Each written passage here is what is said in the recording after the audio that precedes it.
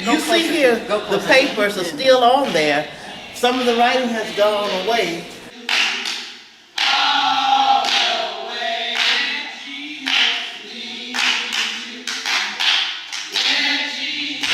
This is one of the original bricks where the foundation was originally erected.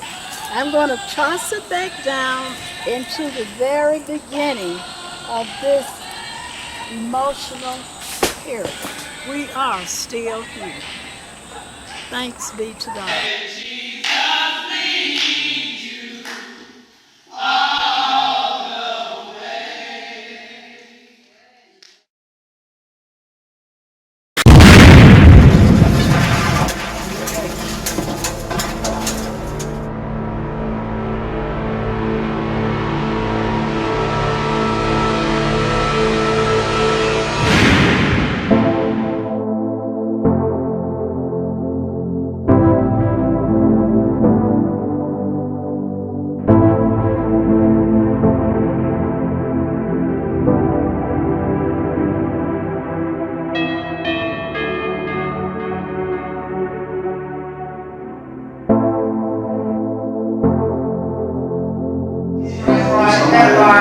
See, this thing, if you want to pray for me for something bad, do it. Go ahead. God has a way of taking what you meant for bad. Hi, this is Tabitha Hunter with the ATV Studios, and we're here with Miss Reynolds, and she's gonna tell us a lot of history. Now, you heard about all the other, they told us a little bit, but she has a lot. So, Miss Reynolds, can you tell us about how everything got started? Okay, I'd be glad to do so. First of all, Sardis, Old Sardis, original name was Sardis Baptist Church. Okay. Started back in 1884. 1884. Okay. And started at the home of a lady who's, according to the history, Miss Viola Foreman, and so many members met. Wow. And they started Sardis Baptist Church, and they moved. The original location of the church was located just a little bit down the street from us, to the back of Tuggle Elementary School. Where we're at right now? No, okay. It's just down the hill, just back down on a piece of lot that's just around the corner from us. Okay. It was a little wooden frame church that burned, and when it did, they relocated to the present spot we're in now. Wow. And from there, and from there they built and added on. And from the history tells me that a lot of the members in the church, the men, were carpenters and mason people and all of that, who literally did the work themselves. So the church members built this church? Right. That original structure they had, and then from there they added on, and from what the church history tells me. So that's how we ended up in this location. Wow. Mm-hmm. Wow. And from there we've just continued to grow. Okay. We've had several pastors through the years, and I think our pastor alluded to what number he was. Right. Because he's gone through the history to count. I don't know the number. Right. But anyway, our claim to fame in history came with Reverend Robert Alford. Oh, Reverend Alford. Mm-hmm. Okay. He was the pastor who was very involved with Reverend Shuttlesworth and all of the others during the Civil Rights struggle. He was the catalyst for the meeting that they had here to organize the Alabama Christian Movement for Human Rights organization. That meeting was held here on June the 5th of 1956. Now, at that time, the NAACP had been outlawed in the state of Alabama. So there had to be another viable group to act in its place, and so they were Reverend Shuttlesworth and all the others were trying at that time to find a place to meet, to organize. Wow. And at that time, they were bombing all over, Birmingham, and particularly this area, because this area was one of the places that got bombed a lot. As a matter of fact, so many bombs went off. It's now has the title of Dynamite Hill. Because, Really? They was bombing that, because I know that, so you saying they was bombing that much that they end up naming it the Bomb Hill. The Dynamite Hill. Dynamite Hill. Right. Wow. As a matter of fact, let me back up a little bit. The first bomb that went off over here was in 1943. It was the home of Mr. Matthews. Okay. I think his first name was Samuel. I'm not sure of that.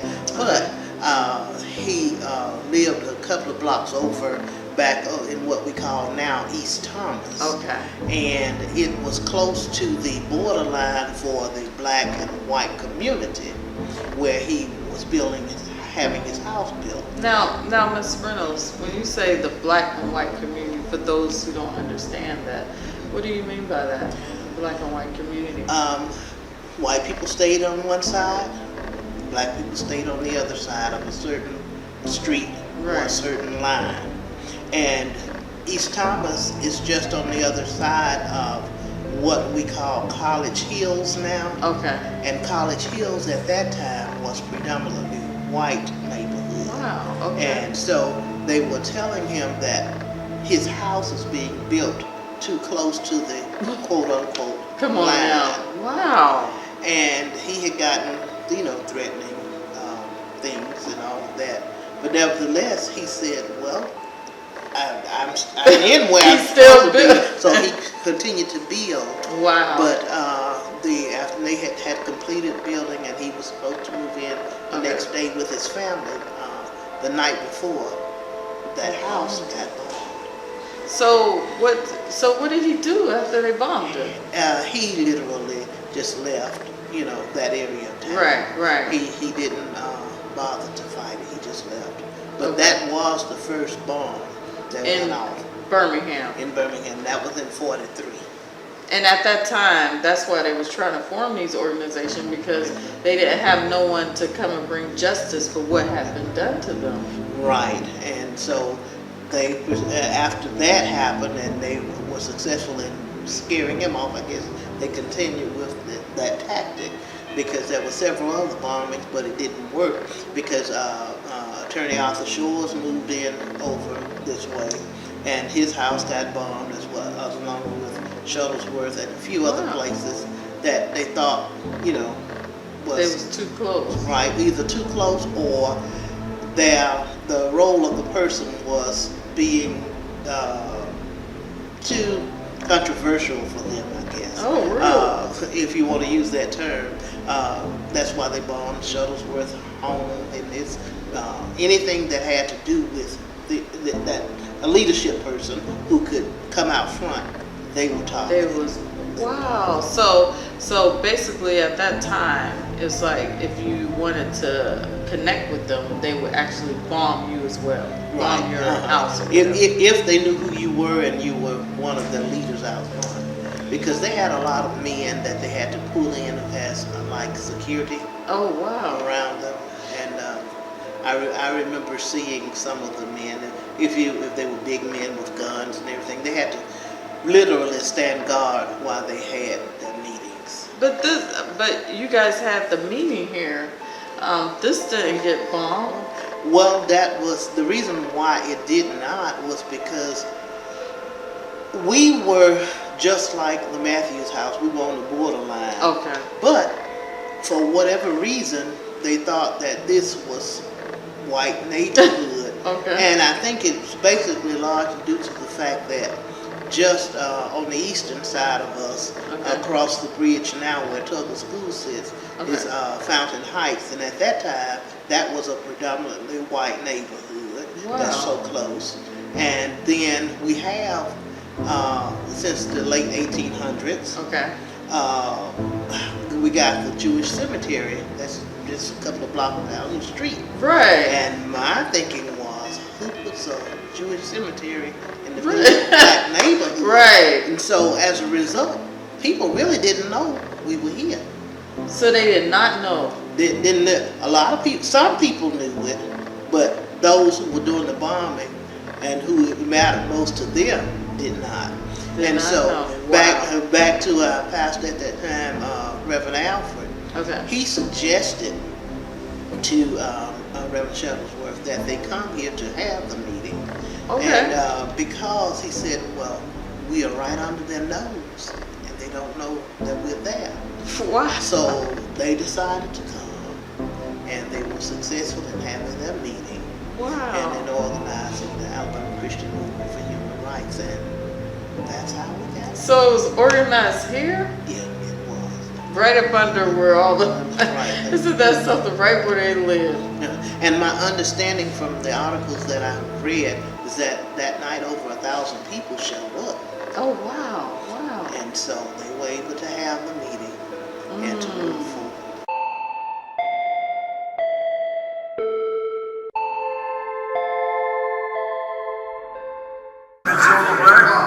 This is one of the great organizations in this city, state of Alabama. You know, this organization have Colonel Selma, Bloody Sun, many things in this community. They hope a lot of people in places like that. And on that second Sunday in June every year, you should see the money they give to different organizations to make a difference. And I don't know of another organization that supports anything like GIANTO Civil Rights. Thank you. My name is Terrell McCants. I'm a civil rights lawyer here in Birmingham, Alabama. I came here today to speak to the Unity Breakfast about how I came to be a civil rights lawyer and gratitude, and what I do here in Birmingham as it concerns civil rights is I represent plaintiffs in cases where they've been abused by police, falsely arrested, or excessive force has been used against them. And I help the community by ensuring that our laws are upheld, the laws of the nation, the laws of the city and state are upheld, and the little man can fight for himself in the courtroom, in a court of law. And I'm so glad I was here today. This was a real blessing to me, the breakfast and the people, and all that I heard here today. I would encourage anyone to be here and participate in this worthy cause and event.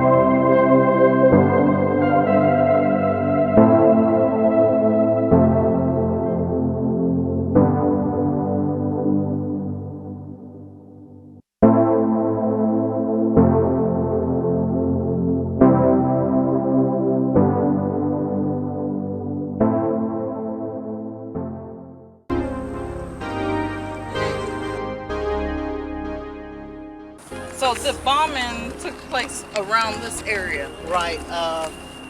This, like I said, this is on the borderline between East Thomas and Eden Ridge neighborhood. First bomb went off with Mr. Matthews' house. It said the address was 120 11th Court, but we're in the vicinity of where the house was. Don't know exactly if that house was rebuilt on it, part of it, or what. Yeah, But if you kind of notice, the ground looks like sunk in right there. Most of the bombing started right here and then went back further. So what did the people do when they bombed the place? Well, by the grace of God, no loss of life occurred. Oh, really? In the bombings. People were able to escape and what have you. Had a few minor injuries, but nothing that cost They a didn't life die. until it got to 63 with the bombing of a little girl at 16. Until then, They didn't die. no one died. And so that's how it all started. Like I said, they had been bombing us long before 16th Street, but that was the first time loss of life That's the only occurred. where we know about the 16th Baptist Church. And in the midst of all this, they did not bother Old Sardis Baptist Church. No, they didn't. And like I said, we believe that it was all because somebody, don't know who, thought to put a Jewish cemetery in the middle of a black neighborhood. And so they were thinking it was a white area, and with the Fountain Heights area on the other side being predominantly white residents. So it provided for us a safe haven. They got so far and stopped, but by the grace of God. You guys, it was saved. See, that's, I mean, all this history, and it's like, they was not too far. This was a bombing, and like she said, the 16th Baptist, you know, we knew about that because of the girls, they died. But she said before then it was bombings, and by the grace of God, Old Sardis Baptist Church, they did not touch. And we're very thankful to that, because today, you know, we're able to see a building, and we can go and walk in there, and this is history, historical, and we want to revitalize that back to looking, just make it as beautiful as we possibly can, and whatever needs to be done, we need to all come together and say that it's called, it's historical. Right. That's historical. It's Old Sardis Baptist Church. Right. We're historical. Yes. We need your help. Yes. To help us stay here. Yes. So that we can do what we need to do to advance the cause for our people, for our history, and keep going on and doing what God has put us here to do. We are Black Pearl. We're an organization committed to providing health and wellness opportunities for Black and brown women and allies as well that are down with the cause and ain't with no isms, racism, homophobia, xenophobia, transphobia, any phobia. They can keep it at the house, because until we start fighting together, we will all lose.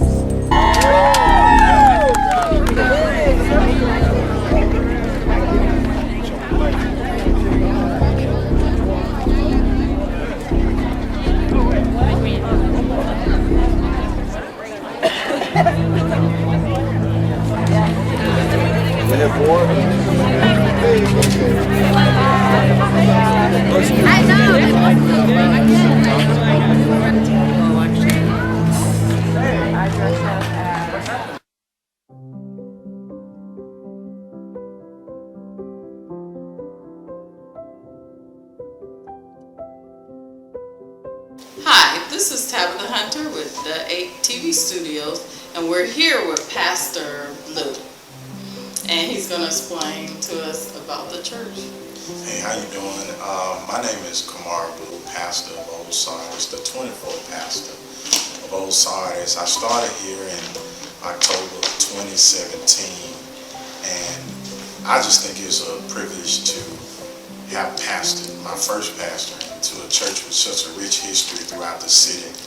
Myself, I never knew the amount of history that was here, and so I'm excited about the things that we're going to do, the things, how we're going to keep history alive. I think one of the biggest problems in Birmingham is that we are forgetting the rich heritage and the major piece that Birmingham as a whole played in the civil rights movement. So it was one of my objectives when becoming pastor was to help catapult the history of Old Sardis into the community, so people that are reminded that the church is still here, is still vibrant, and when you say revitalization, we don't need to revitalize the spirit, we don't need to revitalize the mission, we just need to revitalize the people that surround us who don't know that there's still vitality in the church, in their community. So it's my mission, it's my goal, that we reach out and be a beacon on the hill, that we can just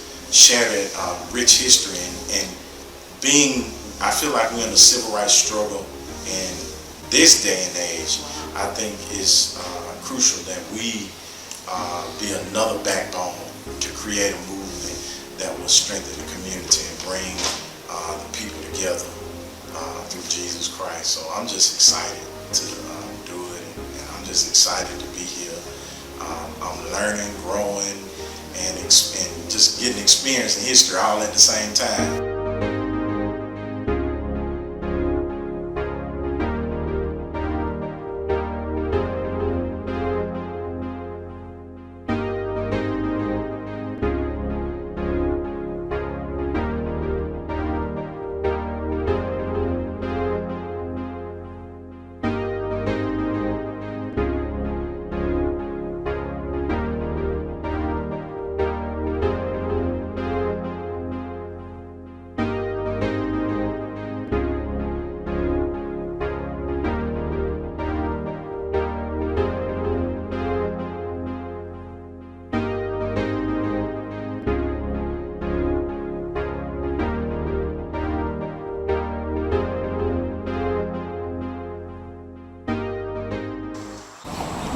is beautiful. Okay.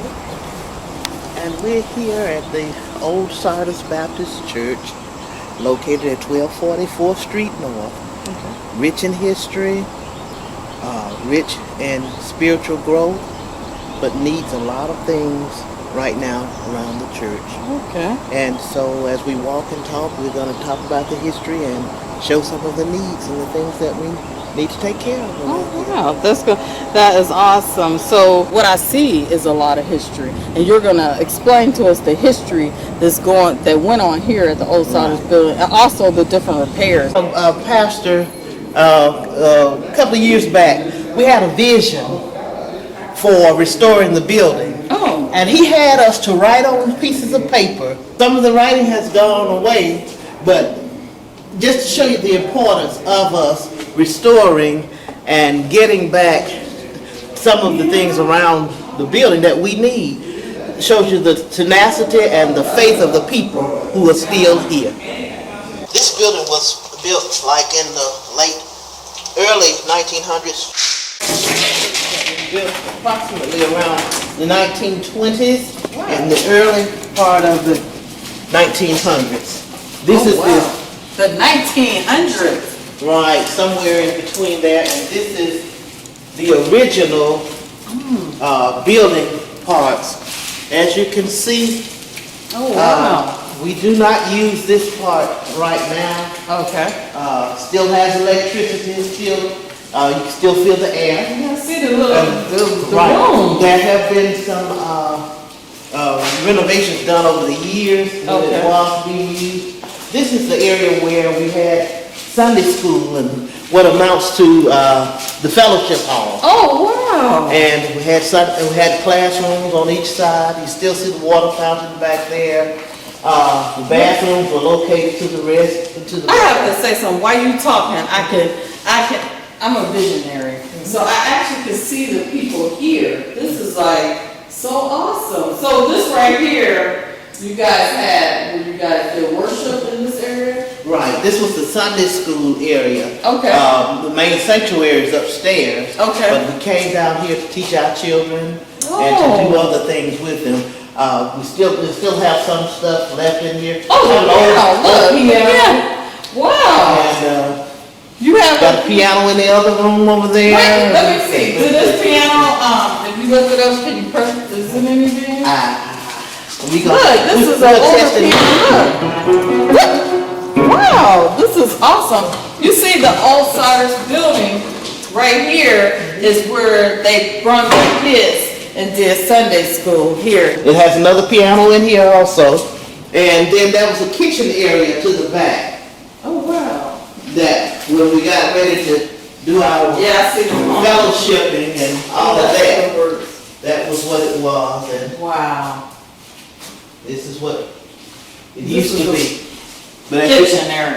But as you can see, it's like with anything else, when it's not being used, it has a tendency to deteriorate. It's like, if you don't know where you've been, you don't know where you're going. So we must. And a lot of people have to understand, the Old Sardis, we are still here. We're still here. Yeah, because a lot of people, sometimes you may look and see, but we have to know the people who originated is still here. Right. I can see the vision, and that's why we're pleading and asking for your help to help bring this historical building back to what even more better improvement than it was back then. Right. And this right here in the community, we need this because a lot of time, especially for our youth, a lot of bridge to what we once had. This was a community. This was a village. Right. This was people who cared about you. So we need you to reach deep down and care about this historical building, which is the Old Sardis building. So this was a Wallace Rayfield, who was a famous architect back at the time. He did the designing on this building. Oh, wow. So these steps right here lead to the sanctuary. We don't use this passageway anymore, but they do lead all the way up to the sanctuary. Just another facet of why we're still here. Good solid material. and we're going on in Jesus' name. So this is what we have, and this is the part of the original building. I love that entrance right there. Okay, this was this started. Can we walk over there? Yeah, we sure can. Now this was created when they decided to add on to the original church and to bring this building to my left in existence. Okay. They bridged that there and came all the way over to the other side, and so this was created because that was the boundary of that building. Look at the stained Except glass. for maybe a little paint job.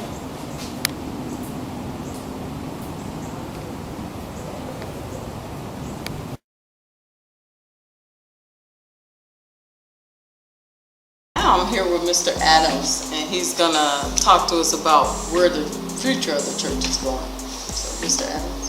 Thanks for having me. Yes, I've been living here, going here for a long time. Wow. Ever since I was 5. Really? So I pretty much grew up here. Okay. This is my church home. I don't plan on going anywhere because I just like the homeliness of Old Sardis Baptist Church. Wow. And the biggest thing I sometimes, when we going through everything, is when people come to me and say, "Hey, John Luke, what church you go to?" Right. And I say, "I go to Old Sardis Baptist Church." He said, Okay. "Oh, okay, that church on 4th Avenue." I said, "No, that's Sardis. This is Old Sardis." Wow. There is a difference. How do you deal with that when people come up to you and say, and they think you're affiliated with the Sardis Baptist Church? Well, actually, growing up, I didn't know it was another church besides my church. It was only the Old Sardis. I didn't know there was other people. There were other Sardises with our name until I got older. And then, like, participating in the Mount Pilgrim district, they are also associated with us. So we would go over there. So that's when I knew there was another church with my name. Oh, wow. With our name. But as now, it happens to me now. People ask, what church do you go to? And I say, I go to Old Sardis. And they'll be like, oh, the one by the U-Haul? Or the one over there? And I'll be like, no, the original. Before there was them, there was us. So we are the beginning. Like, we started and then they went on. And that's why we're here to let you know we're still. Yeah, we still standing. We still here. Yeah. We are here. Right. We haven't had any. Look, we're still here. We're still here. I'm just saying, we're still here. Right. We're still here. So a lot of people think that basically Sardis Church, they get you guys kind of mixed up. So the original Sardis. Right. So basically, when they did the split, they think everybody went over there to Sardis, but no, we're still here. We're still here. I am friends with a whole bunch of people that still go to Sardis, and sometimes from here and there they come to over here. Just they still consider this their home. Oh, okay. Wow. So where do you think the future is going? The future, I really like where it's going. I really like it. We have a really progressive pastor that has a vision, and I just know in my heart that he knows how to get there. We have a growing community. Right. Like, we're trying to get more back into the community, not be one of them churches that just sit in the house. Oh, you guys want to be active. Be active. Oh, wow. That's awesome. So tell me, if you look 20 years down the line, where do you see the church at being? Okay. I see the church as very successful, very enthusiastic, lots of involvement. The biggest thing is hopefully in 20 years the church has been renovated. Obviously there's some things we can't touch for historic reasons. So being here, it inspires you because it's historical and you feel like you're being a part of history. Right. In the making. And you're willing, in the future, you see it growing. So what do you, as far as the youth, where do you see the youth at in this church?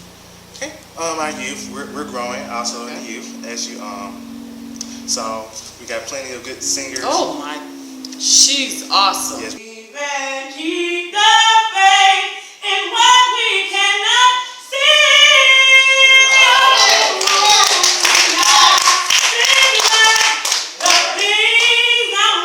Not the things God knows I really need.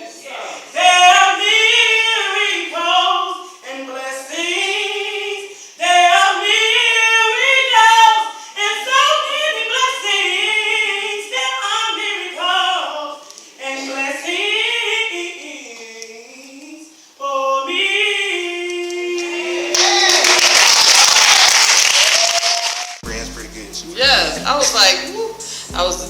so I'm like, I can't be too loud. So, yeah, she's awesome. So you see it growing with the youth as well. Right. Okay. Well, I appreciate you with the interview, and I look forward to hearing some more things about you. And remember, they are still We are here. still here. Thank you. All right, thank you.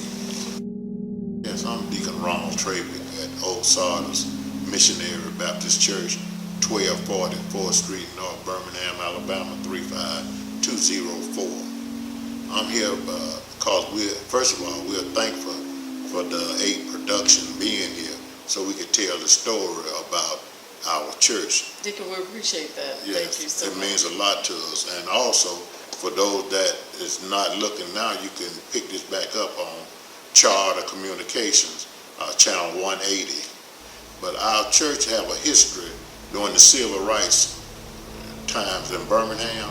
Wow. And the struggle was so bad that they were bombing everywhere. We tried to meet together to get the attention of the world, to let them know what was happening here in Birmingham. But every place we went to, they were bombing. Well, Deacon, can I ask you a question? Yes. When you say they were bombing, like, can you tell us like what was going on at that time? Why were they bombing? Yes. For instance, one of the leaders at that time here in Birmingham was Reverend Fred Shuttlesworth. Oh. And he pastored church over in North Birmingham. Okay. And they bombed his house. Wow. Yes, they bombed his house. And it's amazing to me, the story goes that when the smoke cleared, he came out the house unscathed. And So, Deacon, so you're telling me, so that he did not, so they burnt the house. no, they bombed They the house. bombed the house. Yes. He did not, He no did- scratch. He did not get hurt. And it was grace and mercy. We understand Yes. that now. But our church played a significant role because of where it sits. Okay. We sit between, at that time, a predominant white neighborhood, which was Fountain Heights, Where we're sitting right now. right now, and a Jewish cemetery, which is to the right of the church, down the hill. Okay, I see. And so it was so unique that they didn't even know we were here. So Are you telling me yes, that it was predominantly white area?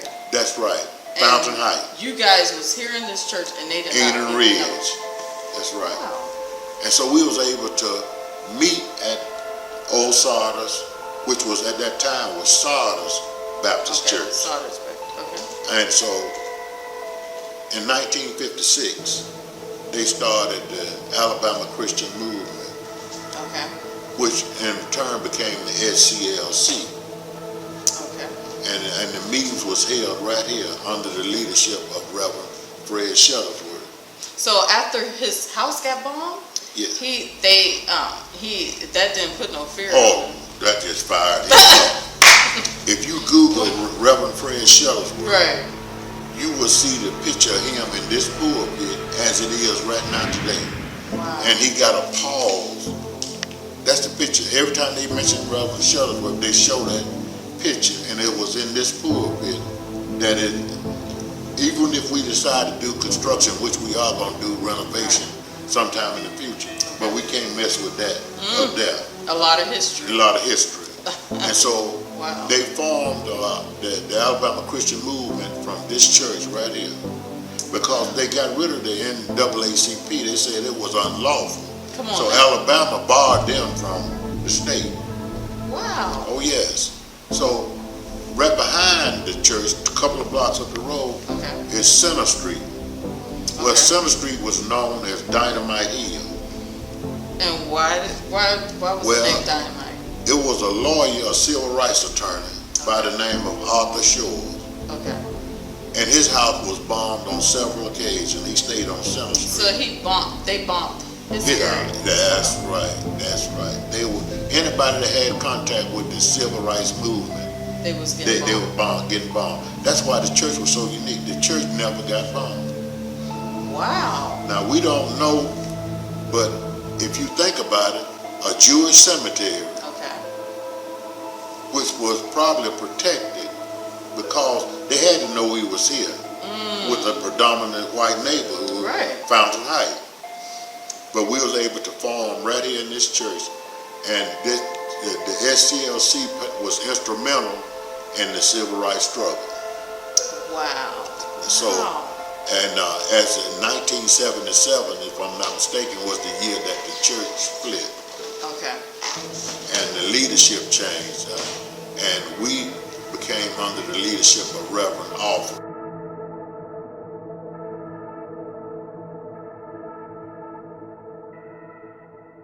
Fred Shuttlesworth was a preacher, a man of faith. I had the great pleasure of getting to know him in the later years of his life. One of the most devout men of faith I've ever met in my entire life. He truly believed that all the work he did was done at the will of God.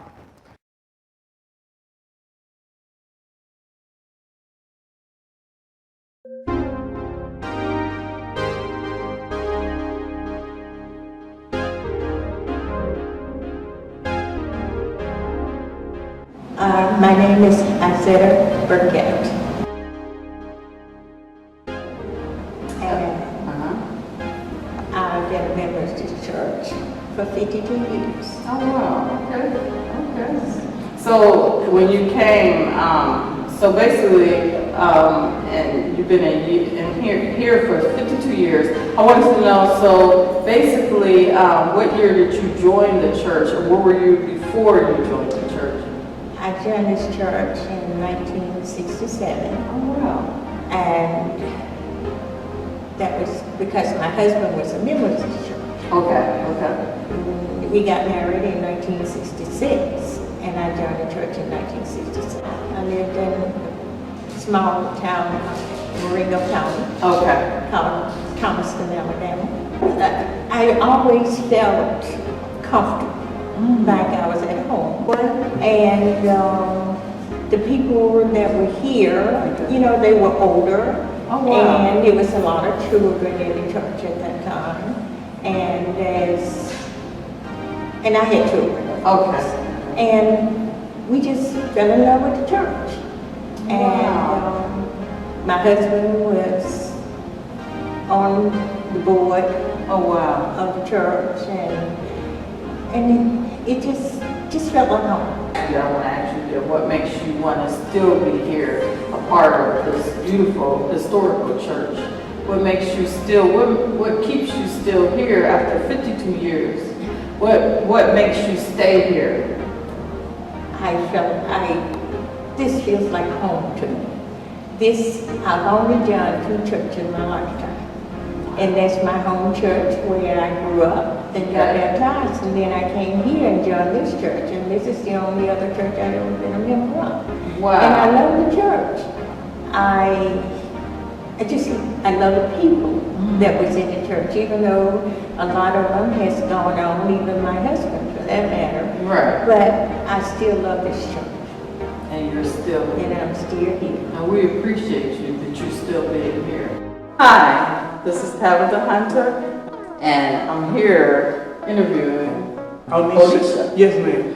And Onisha, explain to people, first of all, what's your, how did you end up coming to know the Old Sardis Baptist Church? My mom brought me.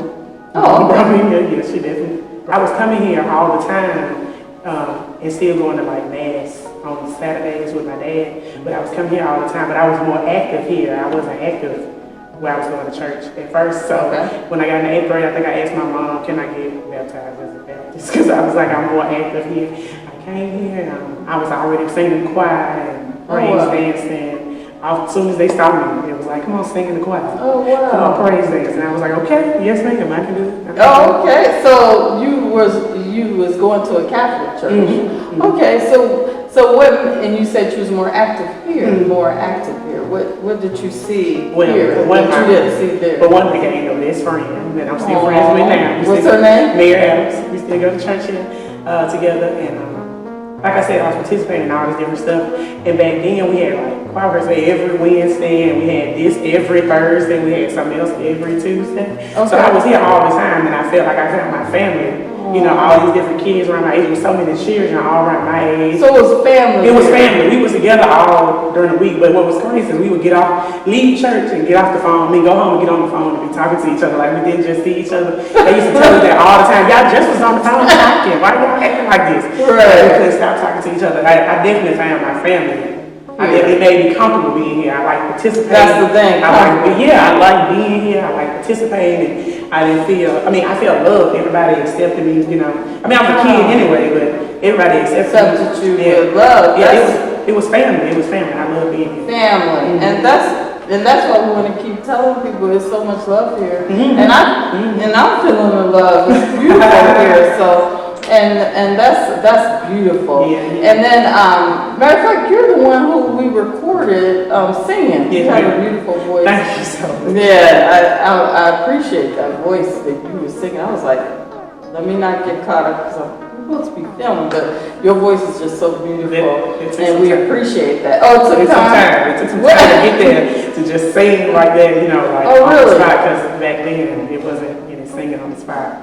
Okay. I was definitely shy. Oh, wow. Definitely shy. Well, and then you said your father's from where? Nigeria. Lagos, Nigeria. Oh, wow. So your father's from Nigeria. Oh my God. So you know what? You have the best of both worlds. So that's awesome, and we appreciate you coming, you know, to tell us what you think as a youth here, how much love is here in this historical building. And we need to, you know, she's rooted in the community because of Old Sardis building.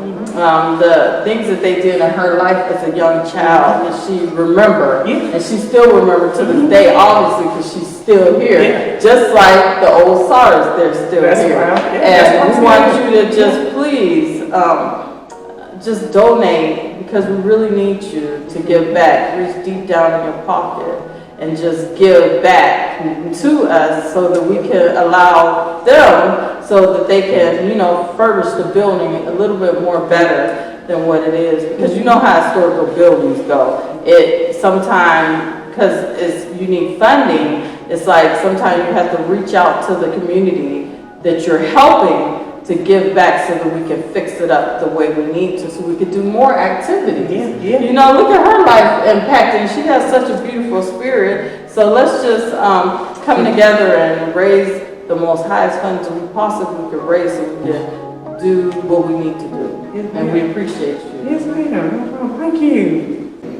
I've gone to other churches. I've visited other churches. Okay. And so trying to decide what I wanted to do and where I was going to go, and my parents chose to stay here at the original church. Wow, okay. So we chose to stay here. There was only a few of them that did stay here. Wow. 10 members, I think, I'm not for certain. But they chose to stay and fight for this building to stay here. So being brought up in this church has meant so much to me, because I did start out here, that I wanted my life to reflect and show, because we're still in the community. Right. I wanted my children to come through here. The life events that have happened. My children were baptized here. Oh, they were baptized here Yes, as well. they were baptized here, and they were also involved in church. I got married here. But my father was so excited, he painted the church because he wanted it to be beautiful. But just to show you how involved. The conversation we would have about the church and the goings on in the church, it was a conversation all the time. It was just a lively conversation. Wow. And I love being here, and it just really made us happy to be here and being in the church. The family, the love that we all, when we see each other, just go smile. Oh, I haven't seen you. And this really was a lovely church. Yes. So how many siblings was it? There's 3 of us, 2 brothers and a girl. Oh my God. Now, you was raised around brothers. Did they rough you up? What? I want to keep scared. Oh, okay. See, that's what we got to get one of them pictures when she was young. You better see her when she was little. But we appreciate you being here. And we got to get, it's just so beautiful. The deacon painted the church when you got married. Yes, it's a lot of rich history here. Yes, it is. And we had birthday parties and just different events that we chose to come to do it at the church. The church was the place to be. So basically, that's a community church. Yes. When you involved, you hear what she said, as a youth, she said this is the place you wanted to be.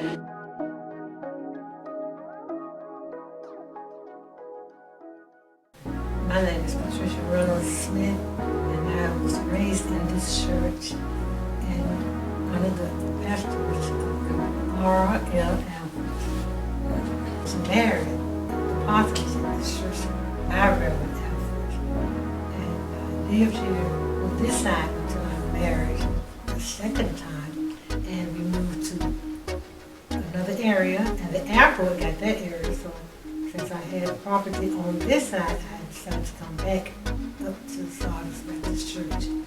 And I raised, with my husband, we raised 3 children, a boy and 2 girls. And they were always baptized here also by Reverend Alford. And he was a member at Sardis when he confessed that he was called into the ministry and did his first sermon at Sardis down on the hill there and moved down there. But my girls were both not at this church at this time. They got baptized at another church. And since that time, and coming back has been such a pleasure for me because I really love the hill. I love the Lord, number one, and then I love working with children, which I'm still doing now. And it's such a privilege to be able to tell somebody about being steadfast, being loved. And most children, they really want love. And parents that are helping, they do give their children love. That's the best first teaching you could give your children is to let them know how much they are loved. Then they be obedient children. Pastor Alford was a pastor. He was a teacher. He was a leader. He participated. He didn't send you to go. He told you where he went, and the deacons followed what he led. And he was just a kind person. I don't know anything about him that was negative. Everything was positive. Reverend Alford was truly a man of God. He taught the word to his people, and we had it like family when I was here. The members were like family. My name is Carolyn A. Sherrod. I am a member of the Old Sardis Missionary Baptist Church. Let me start from the very beginning. My great-great-grandmother, Sister Viola Foreman, helped organize the church with 34 other members in the neighborhood. My grandmother was so moved that she donated a lot in the back of her house to begin and start Old Sardis Missionary Baptist Church. Originally, it was called Sardis Baptist Church, but now we are calling it Old Sardis Missionary Baptist Church. In doing this, the church was built on 13th Avenue North. About 8 to 12 years the church was burned and they moved up on the hill where we are located now. With the church and the members, they were very spiritual. They had several ministers to come in. I was really a small young child when I first started coming to Old Sardis Missionary Baptist Church. My mom would bring my sisters and my brother to Sunday school. We had a very good time in Sunday school. We also remember that Dr. Robert Louis Alford was our pastor, a very dedicated and dynamic person. He was one person that was true to God. He was a servant of God. Dr. Alford came to Old Sardis Baptist Church. My mom informed me that he came in the year of 1947, and he preached the very first homegoing that he preached was my cousin's. But remembering all of this that my mom told my sister and my brother, we always cherished everything that she would tell us concerning the church. We came to Sunday school, we participated in Sunday school, we came to church, we participated in church. We were in the choir, we was on the usher board. We attended BTU, which is called Baptist Training Union, Sunday afternoons at 5 o'clock. It was a joyous occasion, and during the summer months, we always look forward to coming to Vacation Bible School. Back in '56, Reverend Fred Shuttlesworth attended our church, and you can see at the Civil Rights Institute, they have all of that information concerning Reverend Shuttlesworth. He preached the sermon here, and we had several meetings here at the church concerning our civil rights. I'm Shirley Holmes Sims, a member of Old Sardis Baptist Church, raised in this church, raised on Enum Ridge. And the fact that being here in this church is so much history and so much joy just to be around back in this development. I grew up with Reverend Dr. Ariel Alfred. He was my pastor. And just so much history and knowledge that I learned how to be a person from him. I learned how to read the Bible from him. Because just picking the Bible up and reading it without understanding it was not knowledgeable until he showed me how to do it and what to do. And being here at this church in 1956 when the SCLC movement was started, I really didn't know how much history I was getting that particular evening. But because my mother made me come. But today I am so happy and delighted to have been a part of that association at that particular time. Being here in this church, I grew up with a lot of famous people. Didn't know that they was famous until after the fact. And the people that I worked with, like growing up with, going to school with, and dealing with right now. Because in this point, working in the church, I've been the Christian education director. I am at this point the clerk of the church, work with the president of the mission ministry, and I work with the trustee ministry and with the Sunday school. It's just a joy to be here at Old Sardis Baptist Church. This is a church with history all around from the top to the bottom. There's so much history in this church. So we just don't, just thinking the people that have caused this to be, like Deacon Travick, he was determined to make sure that our history was not lost, but it was remembered, and we are so grateful to be here this morning dealing with the history of this church. And the meeting, Dr. Shuttlesworth, and we had another meeting here at the church when they recognized our church, when we met all these famous people, knowledgeable people that was working with the SCLC that started here at Old Sardis Baptist Church. It sounds so strange to say Old Sardis when we were Sardis Baptist Church. I was baptized in this church. My mother was baptized in this church. My two older children were baptized in this church. It was just the fact that this was a church to be, Old Sardis Baptist Church. Okay, Shirley, by both of us being young ladies, we are young ladies now, but we were children and we had a great time when we was here at the church. No matter what programs we had, both of us always was in the programs. Mm-hmm. We enjoyed it. We continue to enjoy what we are doing now with our church and our youth of today. So it is something wonderful when you look at it and when you think about it. And I know when the kids grow up, they will probably think and do the same thing that we are doing now. They would always talk about the church and saying how great the church really and truly is. It really was. I was thinking about it with the Tom Thumb wedding. It was so dynamic. We had a Tom Thumb wedding, and they took it to other churches from church to church. We had the pretty little dresses, and it was so beautiful. It was just beautiful. I'll never forget being in the Tom Thumb wedding. I thought that was the prettiest. I thought I was the prettiest child in the whole world with I had a mint green. My dress was mint green. I remember that like it was just yesterday. But it was so much fun. People don't like to do things like that today, but we did. We did so much in this church. This church was a seed of Christianity because there was so much done here at this church. We learned so much. We learned the right way to do this, the right way to pick up a stick, the right way to hold a Bible, the right way. We just learned the right way to sit, the right way. They taught us everything here at this church. I learned so much at Old Sardis Baptist Church. It was a lot. And the Sunday school teachers were so different.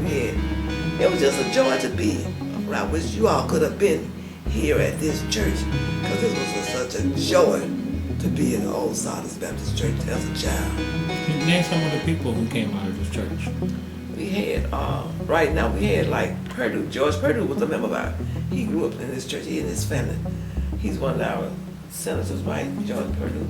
Well, he was Representative George Purdue. The principal of West End High School was Carolyn Dovan. She was a member of this church. She and her husband were members of this church. Too. I remember Miss Points. It's because she called me a crybaby because I was in her class. And when I came back to church and I saw she said, "Hey, crybaby." I said, "You still remember me from that?" But the fact that she was one of our teachers, but then like Catherine Powell. Yeah, Catherine Powell. She was one of our members. You remember Catherine Powell? And then we had Carlos and Lee May. They were both members of this church. But Buchanan wasn't a member of our church. He came up here. Oh, okay. Bessie Parker was a member of our church, and then like the young men there. I know everybody remembers when Arthurine Lucy was going to University of Alabama. Our pastor, Dr. Alford, took her in his car. He took her. There was 2 other men went with him, but it was his car. He took her to the University of Alabama, and that was just to me, that was just so mighty. It was just things like that just meant a lot. You don't find people today doing the things that he did. If you didn't have no shoes, Reverend Alfred would make sure you had a pair of shoes. He'd buy you some shoes. He would even make sure people had groceries. He would do he would just do a lot of stuff.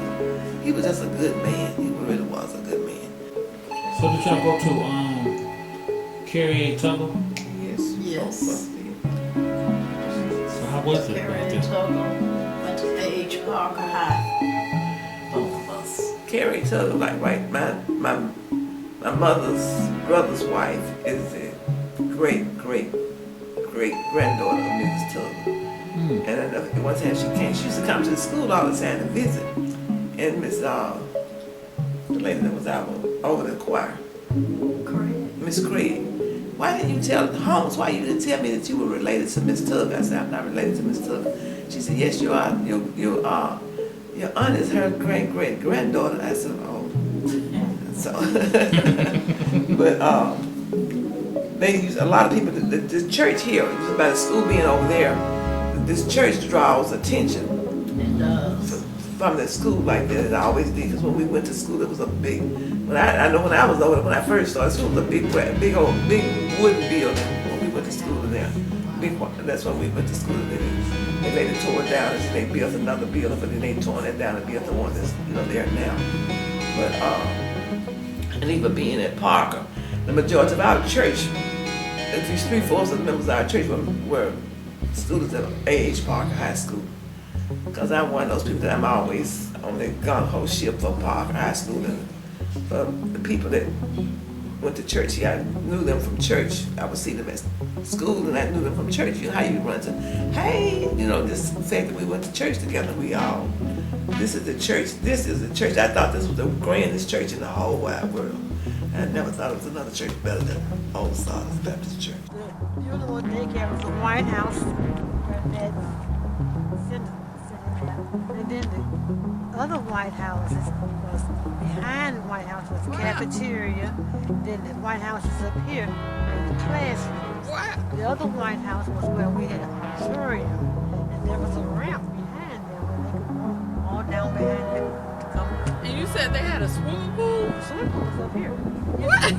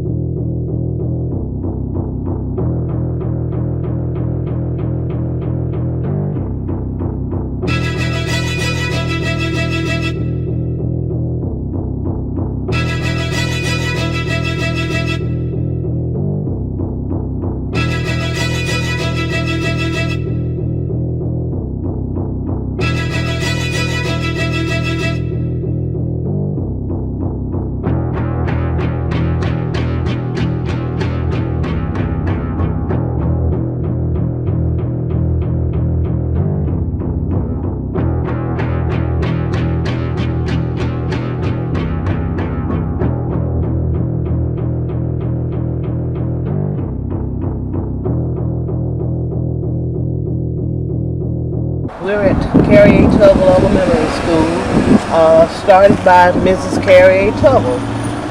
Started out as a one-room white house. It's a boarding house for underprivileged children that it was located on the end of the lot. And as you saying right over there? Right over to the end of this lot. Okay. At the end, started just a little white boarding house. And as things progressed and other children started to come in, and she desired to do more for the children, I'm understanding she went out and just sought funding, and other people started to help. Wow. And it eventually went to Tuggle Institute. Okay. That eventually evolved into an educational facility. And now we have Carrie Tuggle Elementary School. That the Board of Education at some point along the way got involved and eventually bought the school and everything, and it came under their auspices. Also, Erskine Hawkins, the musician, attended Tuggle Elementary School. As a matter of fact, his family lived across the street in the house that's no longer there and attended Tuggle. So there are a lot of people who went on to do great things, attended here at Tuggle Elementary School. It's beautiful. It's been here for years and still standing. And you know what? You said something about how she started from a little house, and it was like she dealt with the boys and girls. Like it was like so she decided to was she tutoring them or anything? She was feeding them and clothing them. The whole 9 yards. My understanding. It started with a need for just to care for children who needed clothing and food and what have you. And eventually, once she got them together, she started teaching them and went from there to engaging the help of others who could assist her. And this is what evolved. Like a safe house. That's what it was like. It was like a safe house, and she took it upon herself to do it. Then her husband joined her, and then you said A.G. Gaston joined her, and then everybody just started, the musicians started to join her. So you never know what, you know, when you're influenced into the community, you're influenced into the community of helping people. It was her wish to be buried on the property. My understanding, I would encourage everybody to go back and Google it or do what you need to do and look up the history of Carrie A. Tuggle Elementary School that's located in the Enon Ridge neighborhood. And she, as her marker reads, that she was the founder and president of Tuggle Institute, and she died in 1924. She didn't really get to see the full effect of her dream.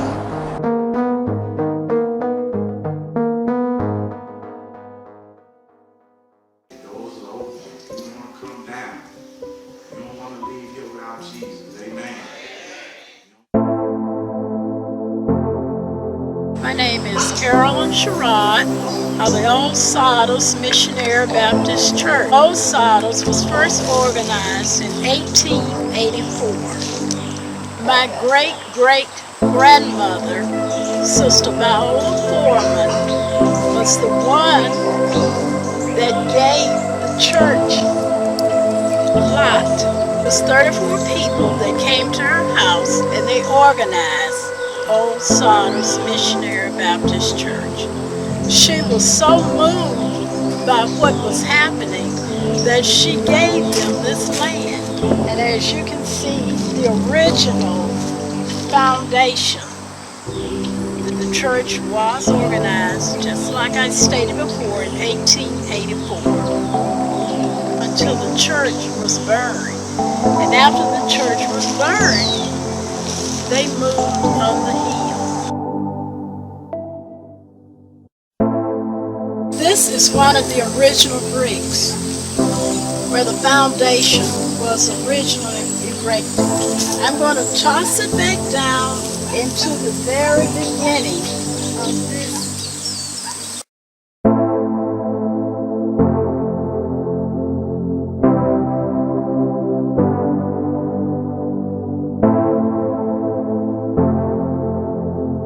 And we are still here.